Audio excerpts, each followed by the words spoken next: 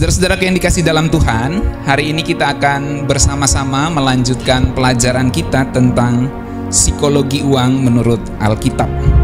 Saudara-saudara, kenapa saya mengajarkan ini kepada saudara-saudara? Karena ini sangat penting ya, sebab Tuhan sendiri membandingkan dirinya dengan Mamon. Bagaimana engkau dapat mengabdi kepada Tuhan kalau kamu juga mengabdi kepada Mamon? Kamu tidak bisa mengabdi kepada dua tuan. Kamu tidak bisa mengabdi kepada Allah juga kepada Mamon. Itu satu-satunya yang Tuhan bandingkan dengan dirinya, saudaraku ya.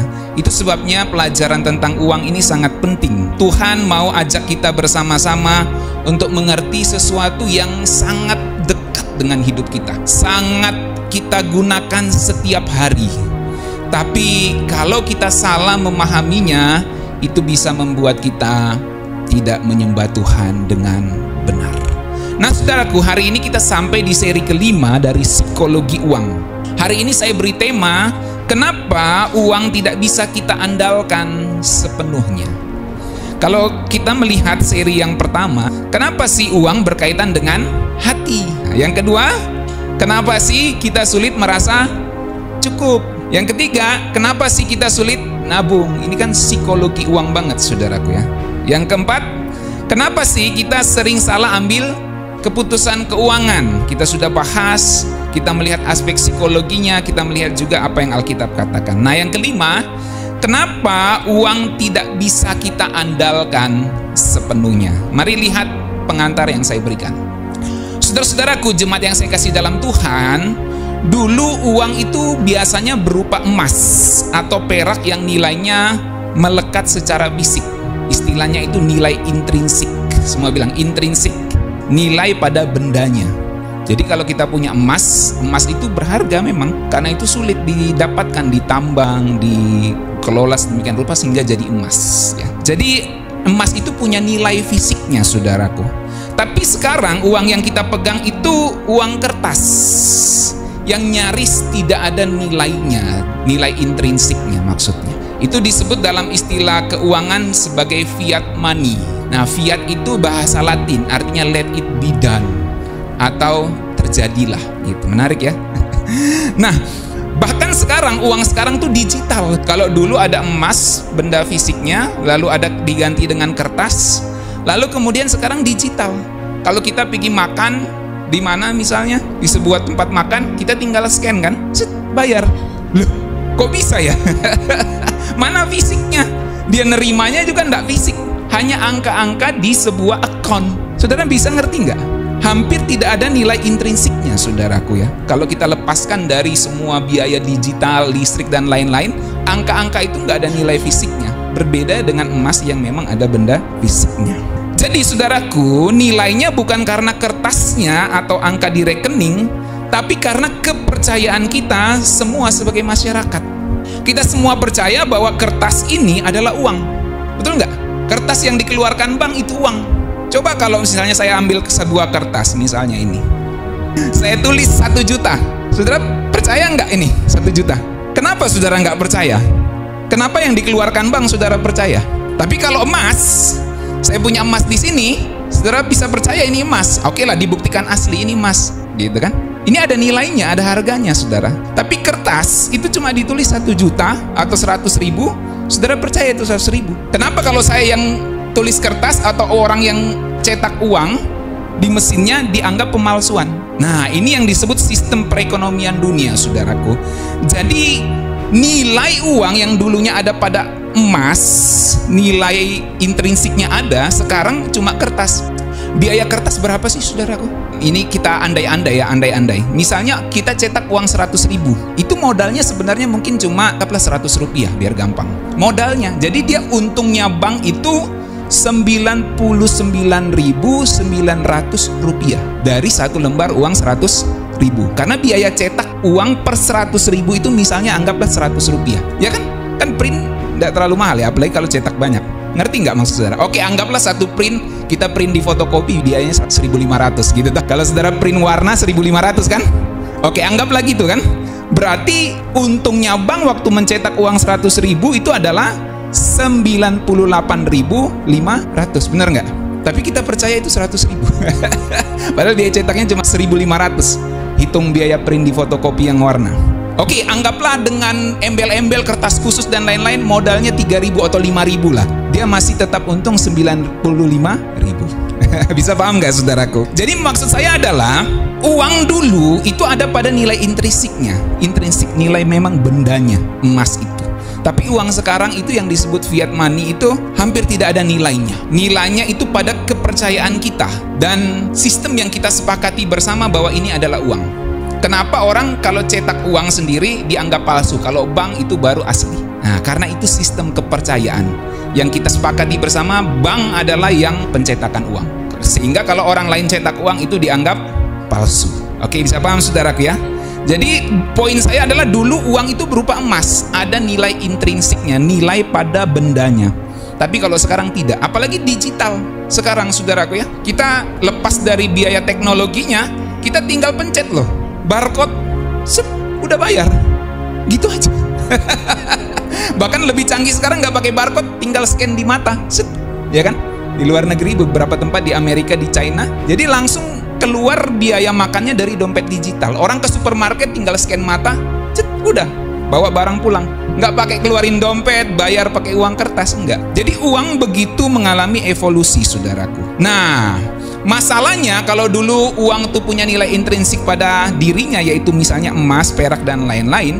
Sekarang uang itu nilainya pada kepercayaan kita bahwa ini uang. Kenapa kalau saya tulis 1 juta di sini saudara nggak percaya? Karena kita memang punya common sense, pengetahuan umum bahwa uang yang dikeluarkan pemerintah itu yang kita percayai. Nah, masalahnya gini saudara, kalau kepercayaan itu runtuh, misalnya adanya inflasi parah, ada krisis ekonomi, atau pemerintah mencetak uang terlalu banyak, nilai uang bisa anjlok. Yang dulu 100.000, sekarang nilainya bisa nggak 100.000 lagi. Angkanya tetap 100.000 karena kertas sudah terprint kan. Tapi nilainya itu nggak 100.000 lagi. Nilainya itu bisa sama seperti 20.000 rupiah. Walaupun tetap tertulis 100.000. Karena apa? Kelonjakan harga yang begitu naik. Jadi ini bukan cuma teori saudaraku. Kita lihat aja harga-harga barang naik. Itu yang disebut inflasi, secara sederhananya gitu. Nah, kita lihat harga-harga naik terus, bahkan kebutuhan pokok yang dulu murah jadi berat di kantong. Saya ingat waktu masih saya kecil tuh, rumah 100 juta di Balikpapan, ya, di kota tempat saya besar itu. Saya baca di koran rumah 100 juta ada kolam renangnya, saudara. Ya, itu tahun berapa itu? Saya masih SD rasanya. Saya baca di koran, 100 juta gitu. Nah, tapi dulu kan 100 juta gede, saudara. Kondak sekarang. Sekarang 1 miliar kayaknya kecil mau beli rumah, ya kan? Saudara beli rumah 600, 700 sampai 1 M. Sekarang bisa sampai ber-M-an saudara kita beli rumah. Kenapa? Inflasi. Nilai uang tambah dicetak banyak, harga-harga tambah semakin naik.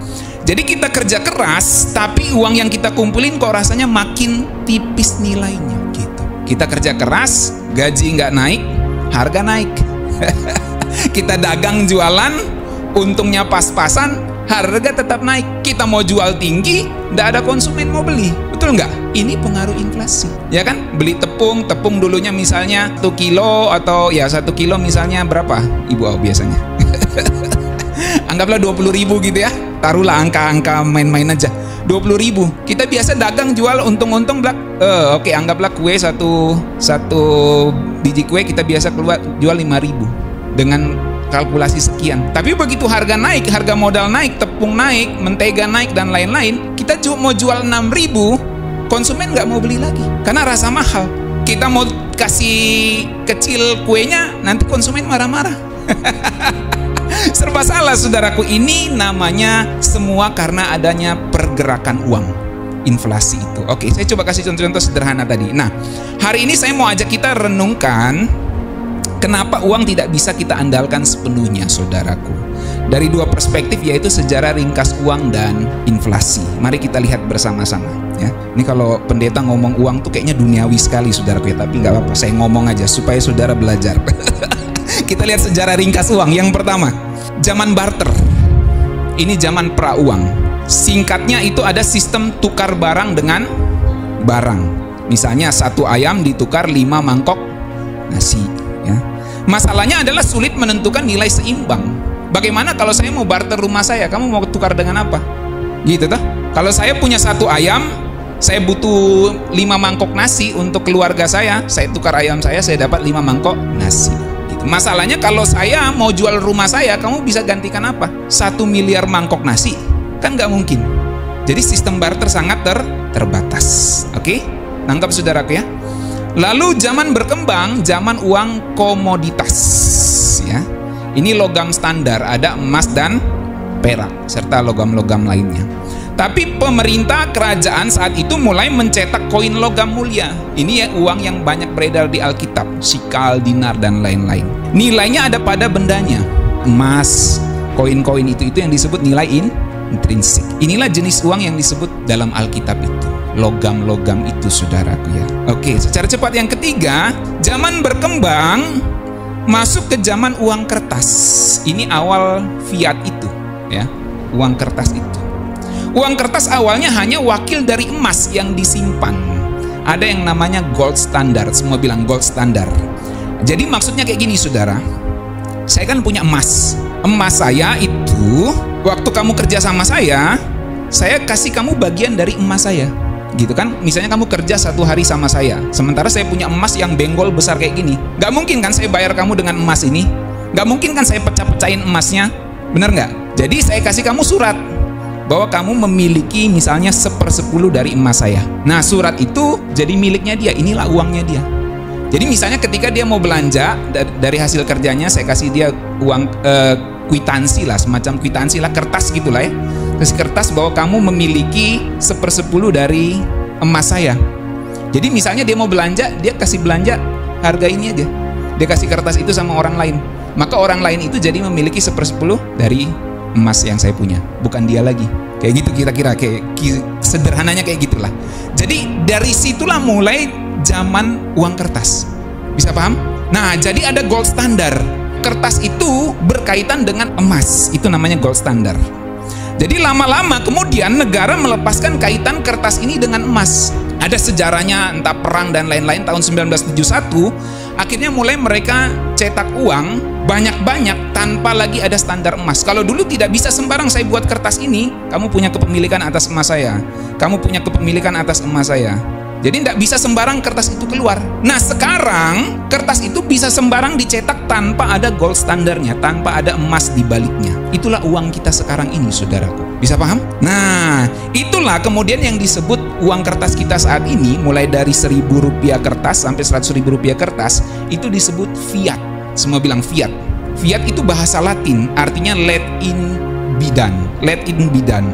Biarlah hal itu terjadi. Kalau dulu setiap kertas ini ada emas di baliknya, 1/10 emas, 1/10 emas, 1/7 emas, 20% emas, gitu dah. Itu dulu setiap kertas ada emas di baliknya. Sekarang setiap kertas tidak ada emas di baliknya. Jadi uang yang kita miliki sekarang itu berdasarkan kepercayaan. Kalau dulu kertas ini bernilai intrinsik karena ada emas di baliknya. Sekarang kertas sekarang nggak ada emas di baliknya. Nah, makanya nanti bisa terjadi inflasi.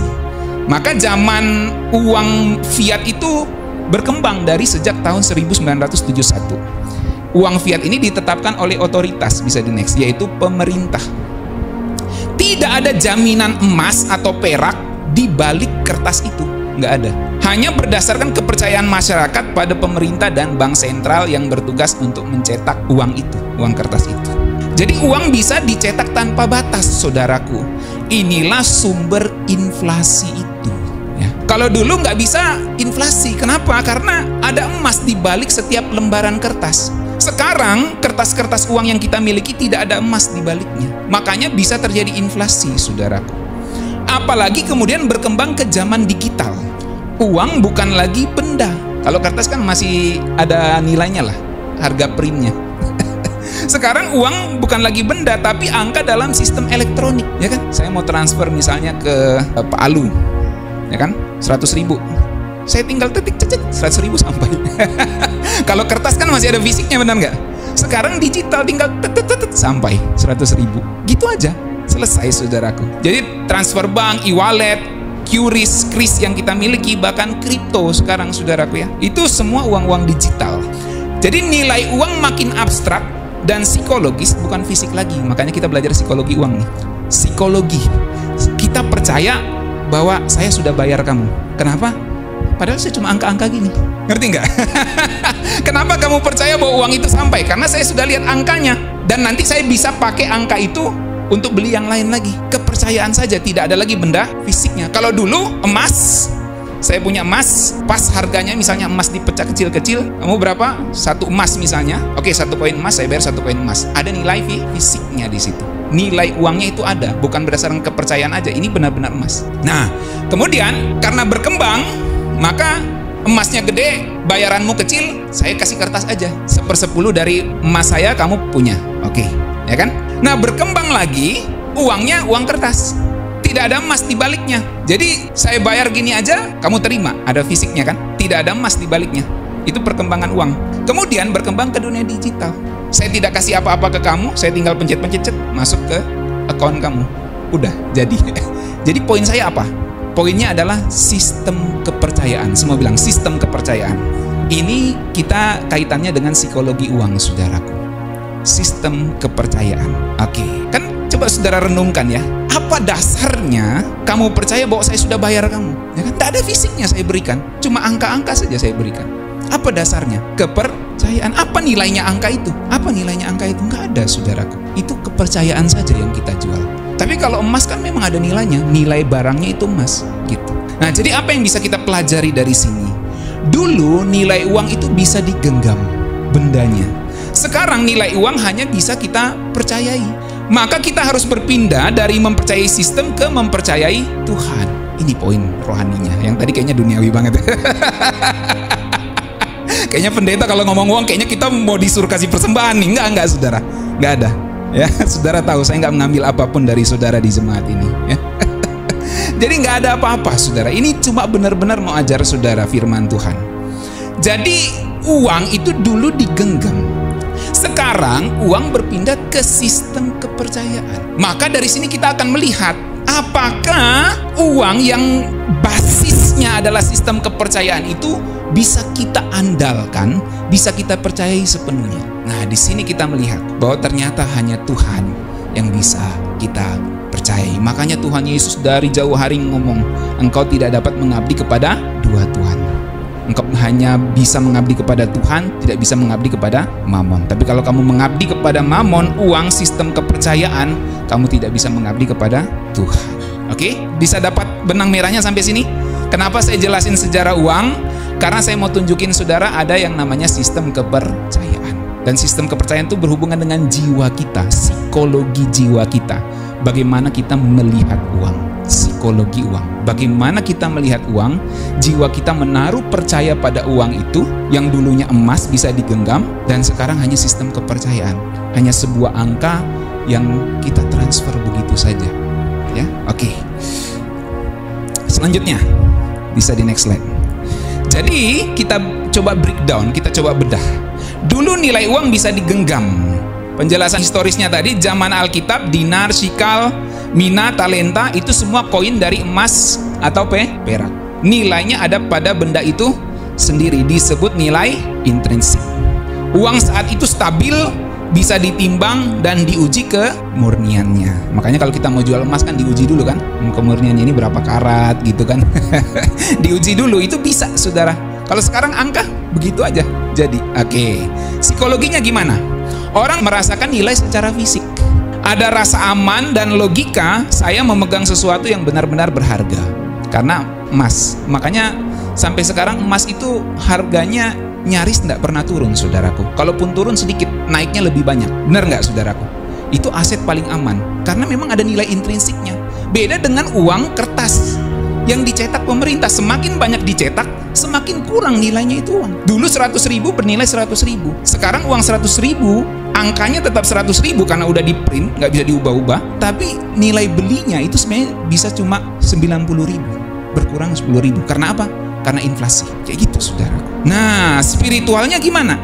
Zaman itu berkat dan kekayaan lebih mudah. Dikaitkan dengan hasil nyata, panen tanah emas.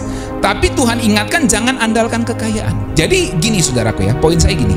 Ini uang, logam, emas, ada benda fisiknya. Ada benda fisiknya pun, ada nilai intrinsiknya, Tuhan sudah kasih tahu. Jangan andalkan kekayaan. Apalagi uang sekarang, uang kertas yang tanpa ada emas di baliknya, dan uang digital yang kita punya, yang tidak ada nilai intrinsiknya, itu lebih ngeri lagi firman Tuhan. Menyuruh kita jangan andalkan kekayaan. Bisa paham nggak sampai sini? Bisa ikutin? Emas yang kita punya kan ada nilainya nih. Benar-benar ada nilainya. Tapi uang kertas yang kita miliki saat ini itu hanya berdasarkan kepercayaan. Kalau di zaman dulu yang tidak ada uang fiat saja, kita sudah disuruh oleh firman Tuhan jangan andalkan harta kekayaan, apalagi zaman sekarang yang benar-benar kertas itu nyaris tidak ada nilainya. Itu hanya berdasarkan kepercayaan kita kepada pemerintah. Bisa paham saudara? Maka jangan andalkan harta dan kekayaan. Itu yang Tuhan mau kasih tahu lewat firman-Nya. Yang kedua, sekarang nilai uang hanya bisa kita percayai. Ya, secara sistem uang saat ini disebut fiat money tadi kan. Tidak ada emas di baliknya, hanya angka dan kepercayaan sistem. Ulang-ulang saya sebut nih, kita transfer GoPay, udah gitu aja. Kita naik Grab, cet, bayar e-tol Pak ya, bayarin, pakai e-tolnya Bapak aja dulu. Begitu kita turun gitu aja kan. Nggak ada yang kita kasih sesuatu sama dia, dia tinggal tagih dari GoPay-nya kita. Udah gitu aja, selesai. Kita jadi mudah. Kenapa hidup kita dimudahkan dengan adanya uang elektronik? Karena ada yang namanya sistem kepercayaan. Dan pelan-pelan hati kita berpaut pada sistem kepercayaan itu. Hati kita mulai mengandalkan sistem kepercayaan itu. Dan firman Tuhan kasih ingat, jangan taruh kepercayaanmu pada uang dan harta kekayaan. Bisa paham? Bisa ikutin?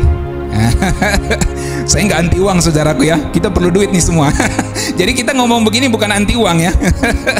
Kemudian uang kita ini dicetak berdasarkan kepercayaan pada bank sentral negara dan pasar yang ada saudaraku. Maka psikologinya rasa aman kita jadi ilusi. Saldo besar hilang nilainya karena inflasi. Kalau dulu uangnya emas, tidak ada inflasi di zaman itu saudaraku. Tapi di zaman sekarang uang kertasnya tidak ada basis emas di belakangnya. Maka saldo besar kita itu bisa hilang nilainya karena inflasi. Seperti saya kasih contoh sederhana tadi.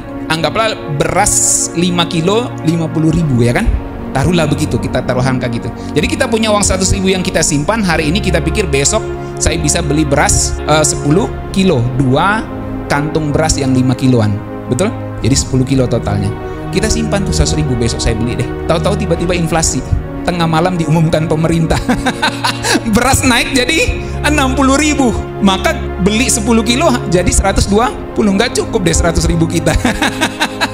Bisa paham? Artinya saldo kita 100.000, tabungan kita 100.000, terkurang nilainya. Kenapa? Karena inflasi.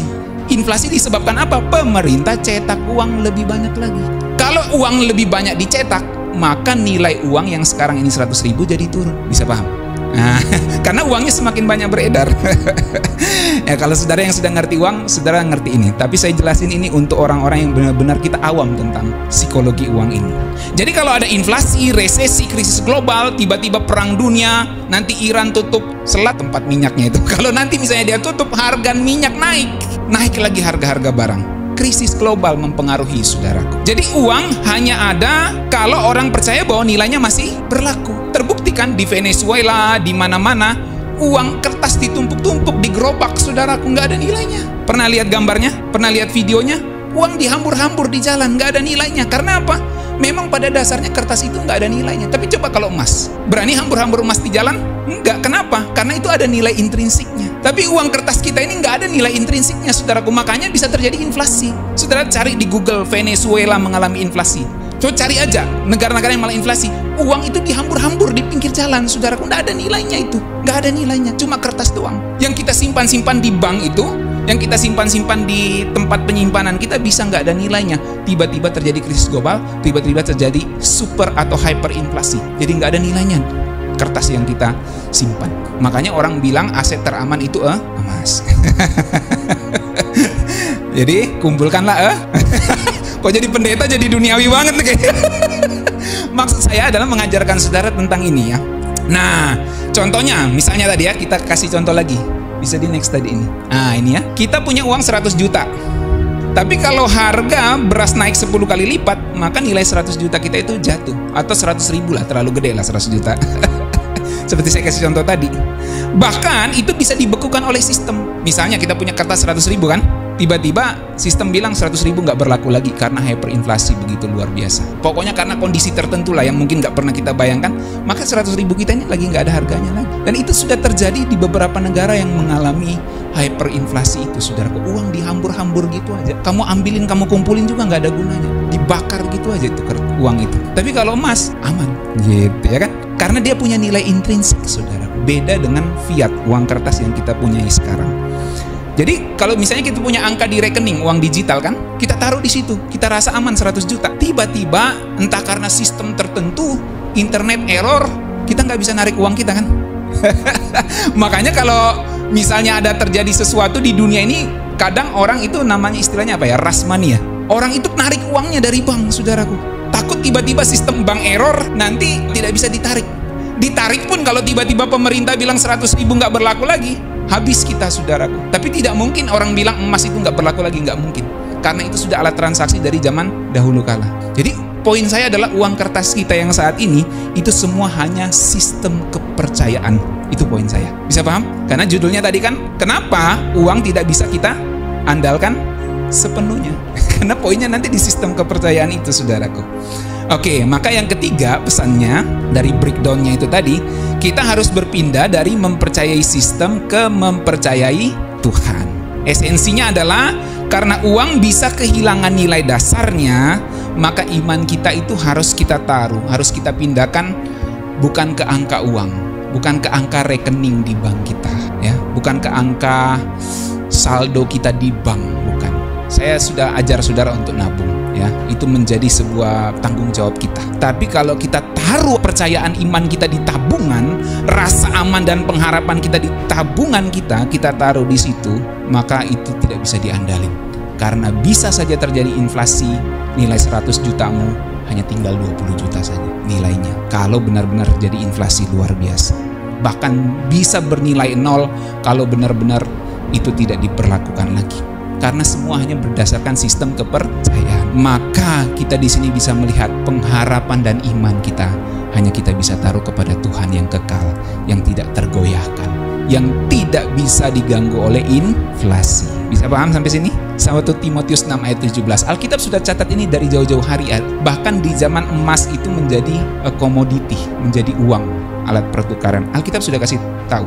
Mari baca 1 Timotius 6 ayat 17. Peringatkanlah kepada orang-orang kaya di dunia ini agar mereka jangan tinggi hati dan jangan berharap pada sesuatu yang tak tentu seperti kekayaan. Perhatikan tuh yang saya kasih garis kuning. Jangan berharap pada sesuatu yang tak tentu.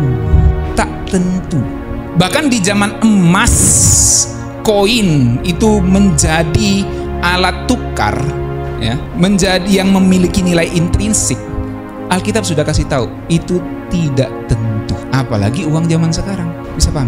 Jadi sebenarnya kita hidup ini di zaman yang lebih harus mendengarkan firman Tuhan, kalau kita boleh pakai perbandingan itu, lebih daripada orang-orang zaman dahulu. Karena mereka waktu Tuhan Yesus ngajar soal uang, waktu rasul-rasul ngajar soal uang, itu mereka pahami uang itu uang yang tidak mengalami inflasi. Karena uangnya uang emas, koin, logam yang punya nilai intrinsik. Yang basisnya bukan sistem kepercayaan yang utama, tapi benar-benar nilai koinnya. Dan di zaman itu Tuhan sudah kasih tahu, jangan berharap pada kekayaan yang tak tentu. Apalagi kita hidup yang di zaman saat ini, di zaman fiat, di zaman uang kertas yang hanya sistem kepercayaan, di zaman uang digital yang hanya berdasarkan sistem kepercayaan semua. Kita harus lebih-lebih menghidupi firman Tuhan ini. Jangan berharap pada sesuatu yang tak tentu seperti kekayaan, melainkan berharaplah pada Allah yang dalam kekayaannya memberikan kepada kita segala sesuatu untuk dinikmati. Saudara dapat poinnya? Psikologi uang ini. Apakah kita berharap pada rekening di tabungan kita atau kita berharap kepada Tuhan? Karena rekening di tabungan kita tidak bisa kita andalkan sepenuhnya. Nilainya bisa turun karena inflasi. Nilainya bisa tergerus, bahkan rekeningnya bisa dibekukan kalau sistem pemerintahannya lagi goyang atau memang lagi ada error keras dan lain-lain berkaitan dengan teknologi. Misalnya ada badai matahari, internet goyang, kita nggak bisa tarik tuh uang 100 juta kita di internet, di tabungan, saudaraku, karena internet lagi error secara global. Saudara lagi butuh duit, kalau ke ATM tiba-tiba ATM-nya error, kesel nggak? Lagi butuh banget nih, ATM yang lain jauh, kesel nggak? Nah, saudara bayangkan saudara ada di situasi itu, uang saudara 1 M di tabungan nggak bisa diapa-apain karena ada crash teknologi. Kenapa kita bisa taruh 1 M kita di situ? Sistem kepercayaan. Di zaman dulu aja yang real nyata uangnya disimpan, yang real ada benda fisiknya aja sudah dikasih tahu, jangan berharap pada yang tak tentu. Apalagi di zaman sekarang, kita nggak bisa berharap pada uang, harta kekayaan kita. Kita butuh itu, tapi kita tidak bisa berharap ke situ. maka berharaplah kepada Tuhan. Itu yang Tuhan Yesus maksud. Kamu tidak bisa dapat mengabdi kepada dua Tuhan. Kamu tidak bisa mengabdi kepada Mamon dan juga kepada Tuhan. Kamu hanya bisa mengabdi kepada Tuhan, tidak boleh kepada Mamon. Saudara bisa tangkap pesannya? Langsung jadi kayak rohani ya. Tadi kayaknya duniawi sekali gitu. Ibrani 13 ayat 5. Mari baca, 1, 2, 3. Janganlah kamu menjadi hamba uang, dan cukupkanlah dirimu dengan apa yang ada padamu.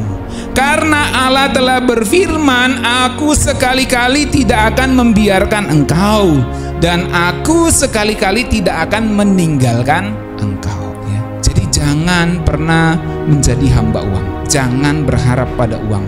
Kalau kita berharap pada uang, artinya kita menjadi hambanya. Dia menjadi Tuhan yang dimana tempat kita berharap, tempat kita bersandar. Kita butuh uang. Gak usah munafik, kita semua butuh uang. Tapi kita tidak boleh bersandar dan berharap pada uang. Amin. That's the point. Yang kedua, kita lihat dari sisi inflasi. Walaupun sudah sempat saya singgung tadi. Tadi kita melihat kenapa uang itu tidak bisa kita andalkan. Saya bahas dari sisi sejarah ringkas uang. Tentu ada detail-detail lagi, tapi saya kasih ringkas kayak gitu aja. Sekarang yang kedua, kita lihat dari sisi inflasi. Kenapa kita nggak bisa mengandalkan uang sepenuhnya? Inflasi. Saudaraku, semakin banyak uang dicetak, semakin tidak bernilai uang itu. Pahami ini dulu. Semakin banyak pemerintah cetak uang, semakin tidak bernilai uang itu. Kan gini, pikiran kanak-kanak kita kan gini. Kenapa sih pemerintah tidak cetak uang saja banyak-banyak gitu kan? Lalu bagi-bagi ke orang miskin. Kan gitu. Bener nggak? Pikiran anak-anak kita kan kayak gitu loh. Kenapa sih pemerintah ini pusing-pusing urus negara? Cetak uang saja, bagikan orang miskin supaya mereka bayar semuanya. Masalahnya nggak sesimpel itu, saudaraku. Semakin uang dicetak, 100.000 yang kita pegang saat ini, semakin turun nilainya. Itu sudah hukum ekonominya, saudara. Nah, apa itu inflasi? Secara sederhana, inflasi adalah kenaikan harga barang dan jasa secara umum dalam satu periode waktu tertentu. Ketika inflasi terjadi, yang terjadi adalah daya beli turun. Contoh, tahun lalu 10.000 bisa beli 2 liter bensin. Beberapa tahun lalu lah. Tahun ini hanya bisa beli 1,2 liter bensin. Jadi ini contoh inflasi, saudaraku. Seperti saya kasih contoh tadi. Beras 5 kilo bisa dapat, yang satu bungkus 5 kilo bisa dapat 2 bungkus dari 100.000, misalnya 50.000. 5 kilo. Tahu-taunya besok nggak bisa lagi karena inflasi. Nah, kenapa terjadi inflasi? Salah satu penyebab utamanya adalah, jadi next, terlalu banyak uang yang beredar di pasar, tapi jumlah barang tetap. Ini kan uang, semakin banyak dicetak, tapi jumlah barang nggak bertambah. Uang banyak, jumlah barang tetap, maka yang terjadi barangnya harus naik harganya. Ini prinsip ekonomi dasar. Kalau ada 100 mangkok bakso dan 100 lembar uang, maka 1 mangkok sama dengan 1 lembar uang, ya kan? Tapi kalau pemerintah cetak uangnya dari 100 lembar menjadi 1000 lembar, tapi baksonya tetap ada 100, dulu ini uangnya 100 nih dicetak kan? Baksonya ada 100, maka harga 1 bakso adalah 1 lembar, biar balance kan? 1 barang, 1 lembar uang, ya kan? Nah sekarang uangnya dicetak banyak nih, 1000 lembar, baksonya tetap ada 100. Nggak mungkin baksonya ini tetap bernilai 1 lembar. Baksonya harus naik jadi bernilai 10 lembar. Bisa paham? Itu namanya kenaikan harga. Jadi uang bertambah banyak di pasaran, nilainya semakin menurun. Kalau dulu misalnya jumlah uang seluruh dunia ini, misalnya seluruh Indonesia lah, kita pakai Indonesia rupiah. Misalnya jumlah seluruh rupiah di Indonesia ini adalah 1000 triliun. Kita pakai angka gampang. Jumlah rupiah di seluruh Indonesia yang beredar 1000 triliun. Lalu ditingkatkan jadi 2000 triliun. Maka harga beras yang waktu 1000 triliun uang beredar itu, harga beras misalnya 50.000, atau pakai angka yang 1 kilo aja 10.000, 1 kilo 10.000. Ketika uang yang beredar itu 1000 triliun di seluruh Indonesia, berasnya 1 kilo berapa? 10.000. Maka ketika dicetak 2000 triliun, uangnya jadi 2000 triliun ditambah 1000 triliun lagi, maka ini tidak bisa berasnya 1 kilo 10.000 lagi. Dia harus naik menjadi misalnya 20.000 sekilo. Ini hukumnya begitu, saudaraku. Jadi uang bertambah, nilai uang itu menurun. Jumlah kertas uangnya banyak, tapi setiap lembarnya nilainya tuh turun. Kenapa? Dibandingin dengan jumlah barang. Bisa paham? Itu hukum inflasi secara sederhana. Makanya semakin cetak uang banyak, semakin harga naik, dan semakin yang tidak pegang uang semakin susah. Jadi negara bisa cetak uang tanpa batas. Tapi yang terjadi bukan kekayaan bertambah, melainkan penurunan nilai uang dan inflasi yang menghancurkan daya beli. Pada titik ini kita melihat nilai uang menjadi ilusi karena tidak ada nilai intrinsiknya. Gitu. Bisa paham? Gak ada nilai pada kertasnya itu, nilainya pada kepercayaan saja bahwa ini bernilai 100.000. Buktinya apa? Ketika kamu bawa kertas, kamu tulis 1 juta, orang nggak bisa percaya. Kenapa? Sistem kepercayaan. Kalau orang lain cetak uang dianggap palsu, bisa dipenjara. Kenapa? Sistem kepercayaan. Kita semua sepakat bahwa uang dicetak oleh pemerintah, dalam hal ini melalui bank sentral. Kalau di Indonesia, Bank Indonesia. Sistem kepercayaan. Dari sini kita tidak bisa mencetak uang sendiri. Tidak bisa kita tulis di kertas putih, lalu tulis 1 juta, kita bawa belanja di Indomaret. Sudah petempeleng dari atau diusir sapong. Nggak bisa, saudara. Kenapa? Karena kita punya sistem kepercayaan bahwa inilah uang itu. Jadi apa dampaknya, saudaraku? Dampaknya pada kita apa? Apa yang kita tabung terbakar pelan-pelan. Next, ya. Makanya kita perlu nabung. Saya sudah ajarin saudara di seri sebelumnya, kita perlu nabung. Tapi kita nggak bisa berharap pada tabungan kita. Kenapa? Karena tabungan kita itu terbakar pelan-pelan dengan adanya inflasi. Dan pemerintah pasti akan cetak uang. Makanya pemerintah nggak bisa sembarang cetak uang juga, saudaraku. Dia memikirkan perekonomian masyarakat gitu. Kalau dia cetak banyak, masyarakat kecil tambah susah. Jadi tabungan kita yang dulu 100 juta, begitu pemerintah cetak uang, harga naik. 100 juta ini bisa cuma jadi bernilai 90 juta. Walaupun angkanya tetap 100 juta. Bank nggak boleh kasih kurang kan? Nanti banknya diperkarakan gitu kan. Tetap angka saudara di waktu saudara cek banking, saudara tetap 100 juta. Saudara cek saldo di ATM tetap 100 juta. Tapi nilai belinya itu sebenarnya tinggal 90 juta saja kalau terjadi inflasi. Jadi tabungan kita itu terbakar pelan-pelan, saudara. Kalau terjadi inflasi.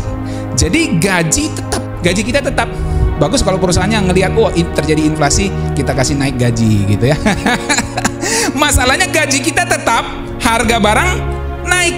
Keuntungan kita di dalam dagang tetap. Karena kalau kita kasih naik harganya, konsumen gak mau beli, kita kasih kecil barangnya, kuenya, konsumen marah-marah, gak mau beli lagi, gitu, gak mau langganan lagi. Ya kan? Kita serba salah, saudara, kejepit. Kalau dulu kita kasih cabenya gratis, begitu kita mau kasih cabenya 1.000 1 bungkus, konsumen bilang, kok mahal amat? Kan cabai naik, Bu. Oh, udah gak usah pakai cabai, gitu kan? Jadi sia-sia kita buat cabai, kita mau jual 1.000 rupiah, nggak mau beli mereka ya. Jadi gaji tetap, penghasilan tetap dari hasil dagang kita, harga-harga naik dan orang akhirnya merasa terus kurang. Orang miskin makin tertekan, ekonomi jadi tidak stabil dan tidak pasti.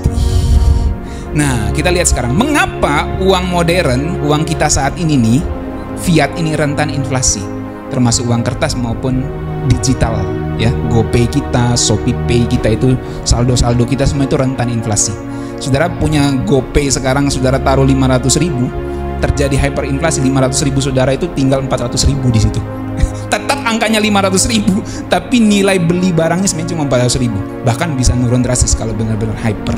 Jadi kenapa uang modern fiat rentan inflasi? Jawabannya seperti saya sudah sampaikan tadi, karena tidak ada dasar logam mulia di baliknya, nggak ada emas di baliknya. Lalu uang bisa dicetak tanpa batas oleh bank sentral, ya, tergantung tentu komando dari pemerintah dan pejabat terkait. Lalu bergantung sepenuhnya pada kepercayaan sistem. Ya, kita mempercayai bahwa ini 100.000, tapi yang ini bukan 100.000, ini uang palsu kalau kamu cetak sendiri. Lalu pemerintah bisa tergoda menambal masalah dengan cetak uang. Bukan solusi produktif, bisa saja. Lalu semakin sering uang dicetak tanpa nilai nyata, makin cepat nilainya jatuh. Makanya pemerintah nggak sembarang cetak uang. Jadi buang pikiran kita jauh-jauh, kenapa tidak dicetak saja uang banyak-banyak supaya bagikan kepada orang miskin. Pemerintah juga mikir, kalau kita cetak, harga naik, nggak ada gunanya kita cetak uang, tambah susah masyarakat. Jadi kalau benar-benar mau dicetak, itu ada kebijakan dan hitung-hitungannya yang hanya pemerintah dan orang-orang terkait yang tahu. Ya, yang ahli-ahli ekonomi itu yang tahu lah. Jadi nggak sembarang kita mau suruh pemerintah cetak-cetak duit, karena pengaruh sistem fiat ini, sistem uang itu yang rentan inflasi, saudaraku. Nggak ada emas di baliknya. Maka coba kita lihat firman Tuhan. Yesaya 55 ayat 2. Ayo baca sama-sama. 1, 2, 3. Mengapakah kamu belanjakan uang untuk sesuatu yang bukan roti dan upah jeripayamu untuk sesuatu yang tidak mengenyangkan. Dengarkanlah aku, maka kamu akan memakan yang baik, dan kamu akan menikmati sajian yang paling lezat. Ini sebenarnya Tuhan lagi satir sama bangsa Israel. Poinnya begini, kalau kita bawa ke dunia modern, poinnya begini. Tuhan mau bilang gini, uang bisa habis untuk hal yang tidak mengenyangkan secara nyata, karena nilainya semakin semu. Gitu. Kenapa kamu belanjakan uang untuk sesuatu yang bukan roti, dan upah jeripayamu untuk sesuatu yang tidak mengenyangkan? Artinya, uangmu itu bisa kamu gunakan untuk sesuatu yang tidak mengenyangkan secara nyata. Uangmu bisa kamu gunakan untuk sesuatu yang tidak bernilai kekal sama sekali. Bisa. Dan itu sesuatu yang tidak mengenyangkan secara rohani. Maka dengarkanlah firman Tuhan, kata Tuhan di sini. Dengarkanlah aku, maka kamu akan memakan yang baik, dan kamu akan menikmati sajian yang paling lezat. Jadi kamu bisa gunakan uangmu untuk sesuatu yang tidak bernilai semu, tapi kamu bisa gunakan uangmu untuk sesuatu yang bernilai kekal, yang mengenyangkan dengan sempurna. Karena kalau kita beli makanan, kita makan, kenyang, lapar lagi kan? Tapi kalau kita gunakan sesuatu untuk bernilai kekal, itu tersimpan di sorga bagi kita. Makanya nanti kita pahami ketika Tuhan Yesus ngomong, kumpulkanlah bagimu harta di sorga, karena itu sistem kepercayaan yang sejati. Ya, oke.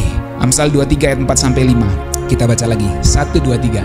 Jangan bersusah payah untuk menjadi kaya. Tinggalkan niatmu ini. Kalau engkau mengamat-amatinya, lenyaplah ia. Karena tiba-tiba ia bersayap, lalu terbang ke angkasa seperti Raja Wali. Kalau saudara kaitkan ini dengan inflasi, saudara langsung ngerti, benar. Ya. Kita simpan 100.000, 1 juta lah. Tiba-tiba begitu terjadi inflasi, bisa-bisa nilainya tinggal 500.000 doang. Angkanya tetap 1 juta, tapi nilai belinya cuma 500.000 doang. Lenyaplah ia, tiba-tiba ia bersayap. 500.000-nya tiba-tiba bersayap pergi dia. 1 juta atau pakai angka kecil 100.000, beli 10 kilo beras kita pikir. Tahu-taunya besok terjadi inflasi, cuma bisa dapat 5 kilo beras 100.000-nya. Jadi kemana itu 5 kilonya lagi? Kemana itu 50.000-nya lagi? Bersayap dia, saudaraku. Terbang ke angkasa seperti Raja Wali. Itulah uang. Itulah kekayaan, ya. Jadi jangan menaruh pengharapan kita pada uang. Uang kita butuh. Selama kita di dunia ini, kita masih butuh uang untuk berbelanja, karena ini sistem yang ada di dunia. Tapi jangan taruh pengharapan kita ke situ, sebab dia bisa tiba-tiba bersayap. Dan kalau kita ngerti soal inflasi, baru kita ngerti, oh bener, bersayap tuh kekayaan. Makanya orang sekarang nawarin Bitcoin tuh, cryptocurrency gitu ya. Uang-uang kripto itu makanya banyak beredar sekarang, karena katanya sudah nggak percaya sama sistem fiat, sistem uang yang beredar saat ini, saudaraku. Jadi poinnya, kekayaan termasuk uang bisa menghilang cepat nilainya. Kertasnya tetap masih ada, angkanya tetap masih ada di rekening kita.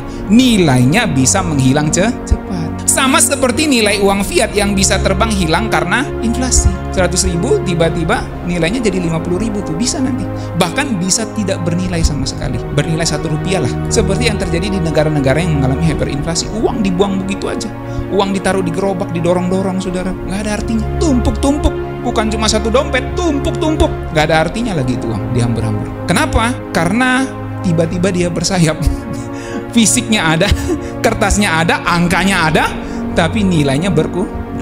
Dia bersayap, saudaraku. Jadi jangan taruh pengharapanmu, imanmu pada mamon. Itu poinnya. Oke.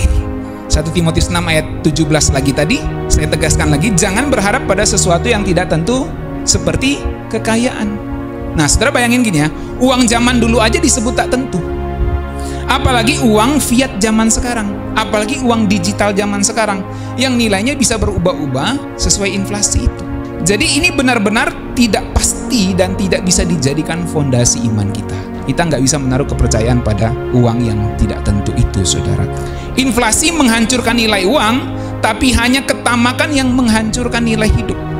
Maka Tuhan mengajak kita bukan menaruh harapan pada uang dan sistem ekonomi, tapi menaruh iman dan pengharapan kita di atas Kristus yang tidak bisa digoncangkan. Matius 6 ayat 24. Mari baca. Bisa di next. Ya, di next. Ya. Baca 1, 2, 3. kamu tidak dapat mengabdi kepada Allah dan kepada Mamon. Nah, saya pertajam lagi ya. Zaman Tuhan Yesus, Mamon masih berbentuk logam, tapi tetap bisa jadi Tuhan palsu.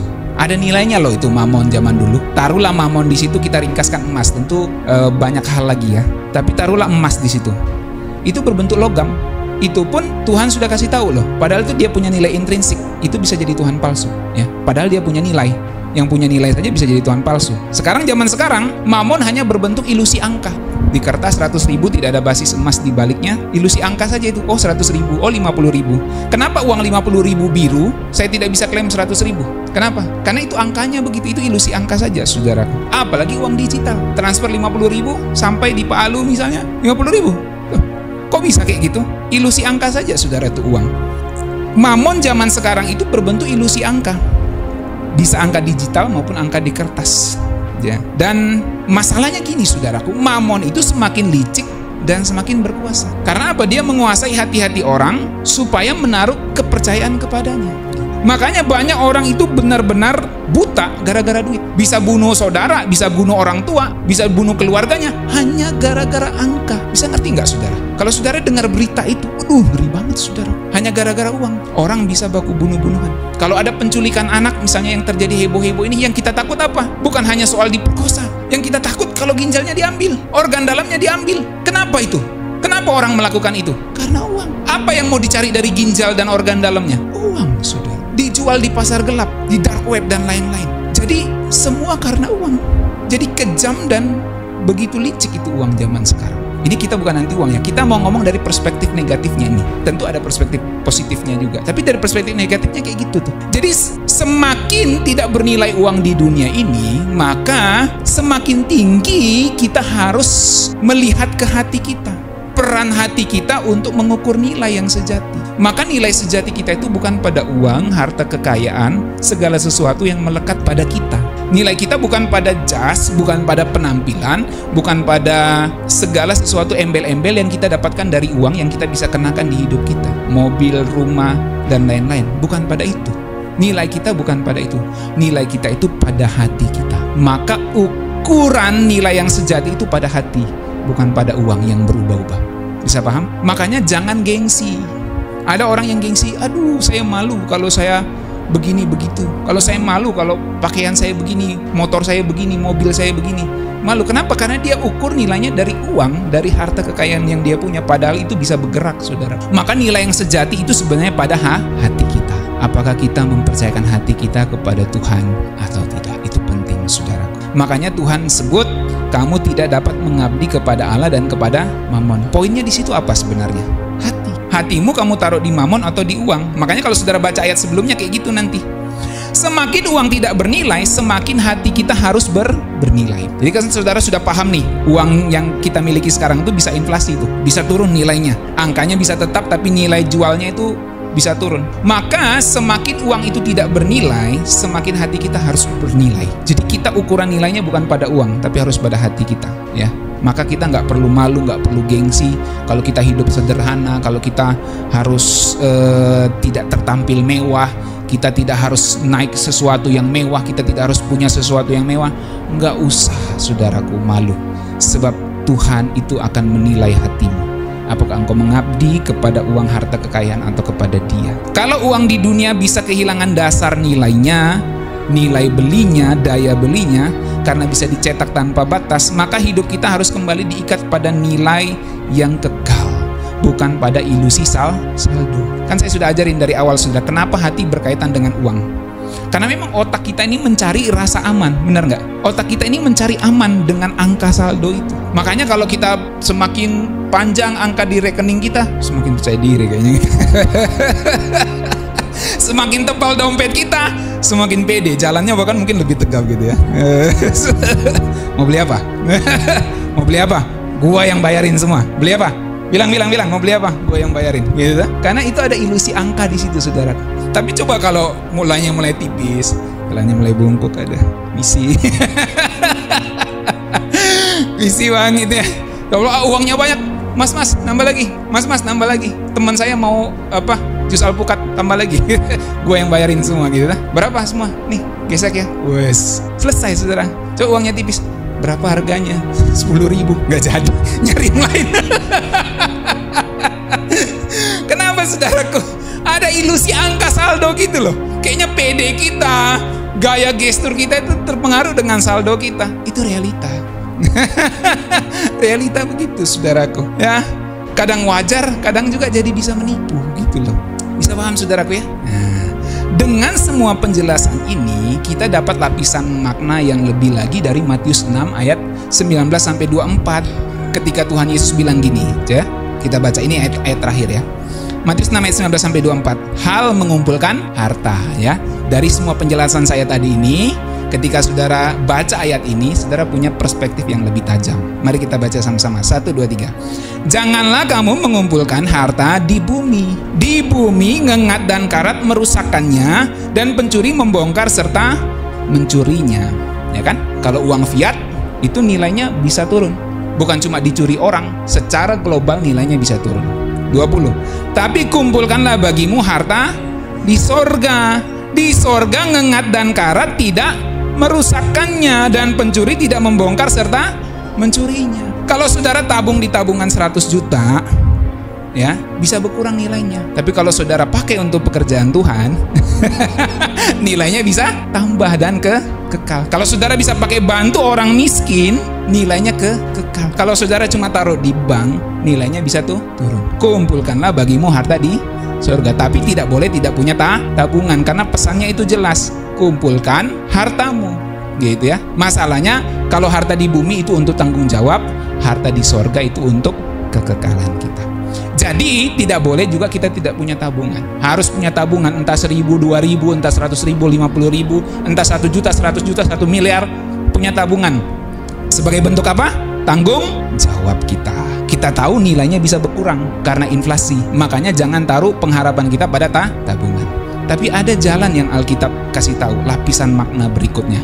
Kumpulkan bagimu harta di surga. Meskipun kita memilih hidup sederhana walaupun punya duit banyak, kita memilih hidup sederhana, konsumsi sederhana, tapi uang kita pakai untuk pekerjaan Tuhan, maka ngengat dan karat tidak merusakkannya. Gak ada inflasi, nilainya kekal berkali-kali lipat di surga. Dan pencuri tidak membongkar serta mencurinya, karena di mana hartamu berada, di situ juga hatimu berada. Lalu ayat 24 itu kan sampai ayat 21. Lalu ayat 24. Tak seorang pun dapat mengabdi kepada dua Tuhan.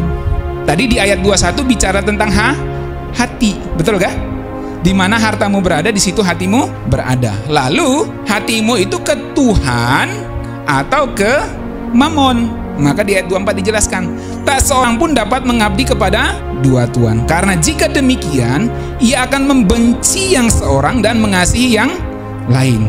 Atau ia akan setia kepada yang seorang dan tidak mengindahkan yang lain. Kamu tidak dapat mengabdi kepada Allah dan kepada Mamon. Saudara bisa dapat lapisan makna yang baru nggak waktu baca ayat ini dengan penjelasan-penjelasan sebelumnya tadi? Dapat kan?